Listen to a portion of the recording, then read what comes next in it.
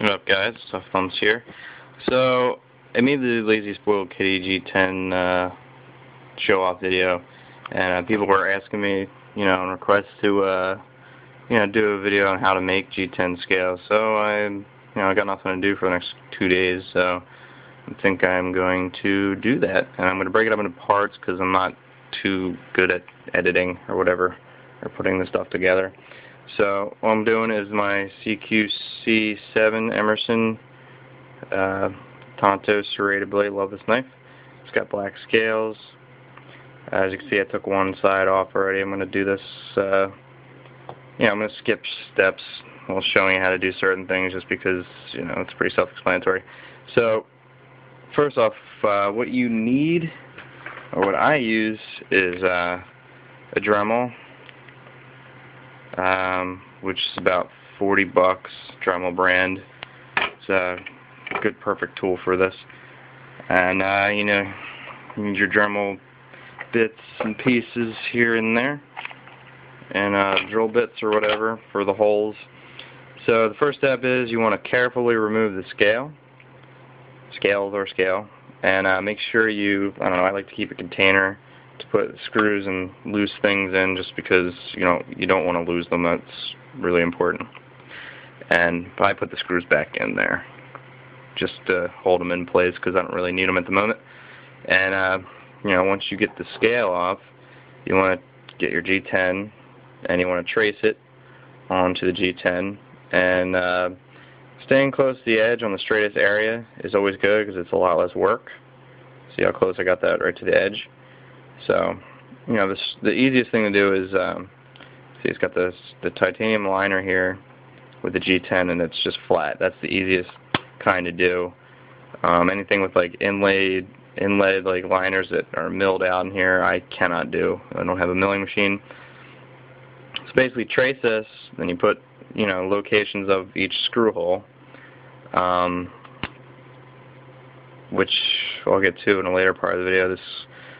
The most difficult part of this is not making the scale, it's making the holes, putting the holes for the screws in the right spot. It's insanely difficult.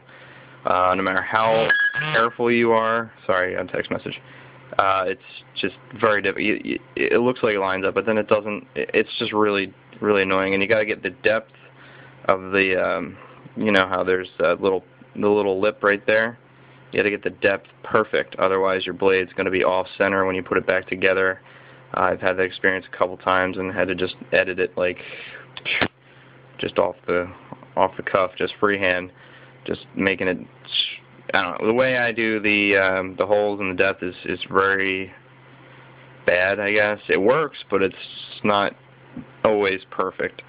But I got to do what I got to work with, and I'm just doing this one for fun because it'll leave me with a lot of G10 left. I'm only going to do one side for this video. It's the show side of the knife without the clip on it. Because it's another 3 holes you got to drill perfectly. And for now, I don't know if I'm going to like this on here, so we'll see how it turns out, and then maybe I'll do the second part of it. But I probably won't show you that. I'll probably show you the finished result. But this is basically what you got to do to start. You got to have, your tools, whether it's the Benchmade kit for taking apart. This takes a flathead and Phillips head, which is kind of cool. So I got the screwdriver handy at all times, and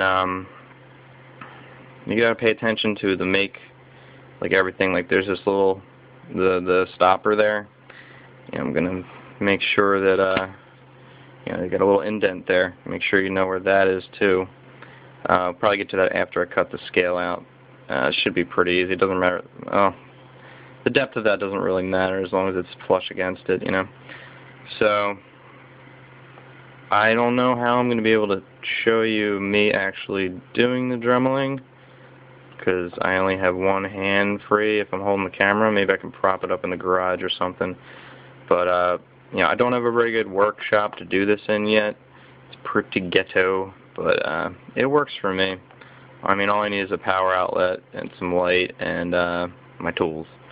So I basically sit on a cooler at a table in the garage It's about knee height, which is not good for the back.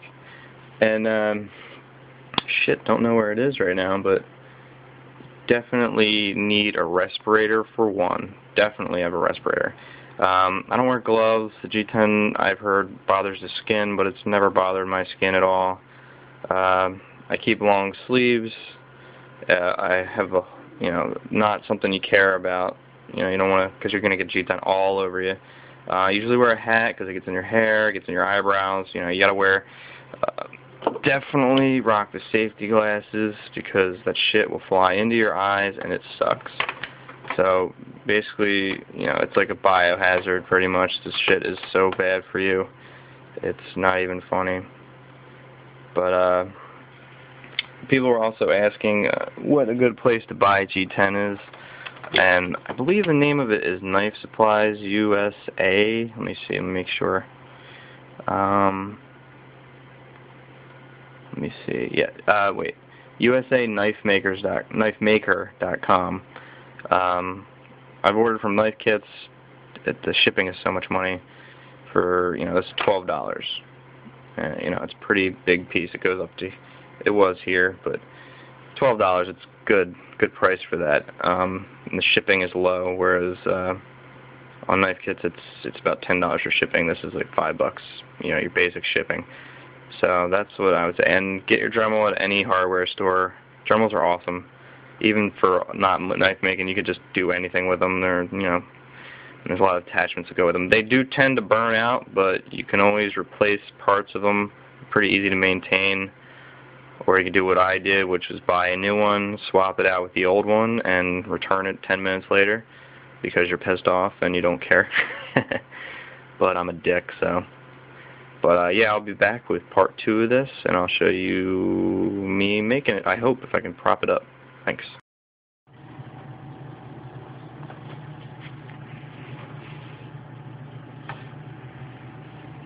So if you could hear me, that's the Dremel cutting tool. Just cut that out. Yeah, not too close. You want to leave some room. You get a little too close there, but leave some room for improvement. And you want to look like this. It's a crazy person.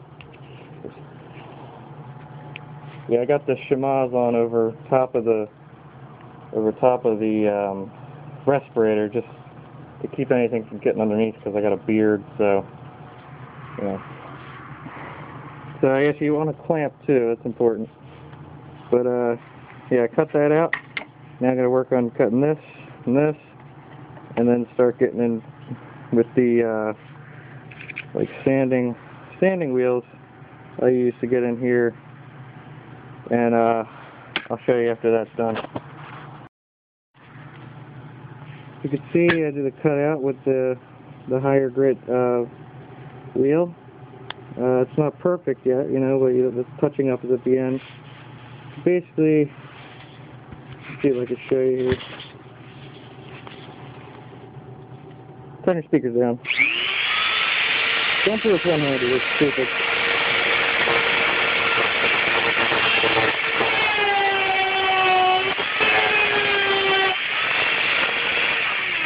So you can see how it cuts into the G10 like that. You just move it opposite direction the wheel goes.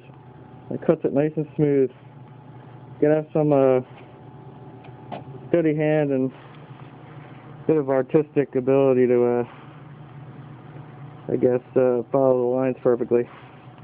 But the trace is always bigger, so if you hit the line, get past it a little bit, that doesn't matter because it's always a little bit farther out than the actual scale. Thank you. What's up, guys? So I got it cut out. Here's the scale, here's the scale. And it's base cut out. It's not perfect yet or anything. But what we can see is, see if I can do this one-handed.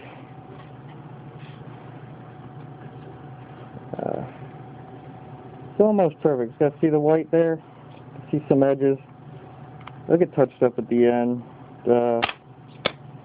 I usually sometimes will clamp the black one on top here. Just be very careful and just go around and make it flush with it.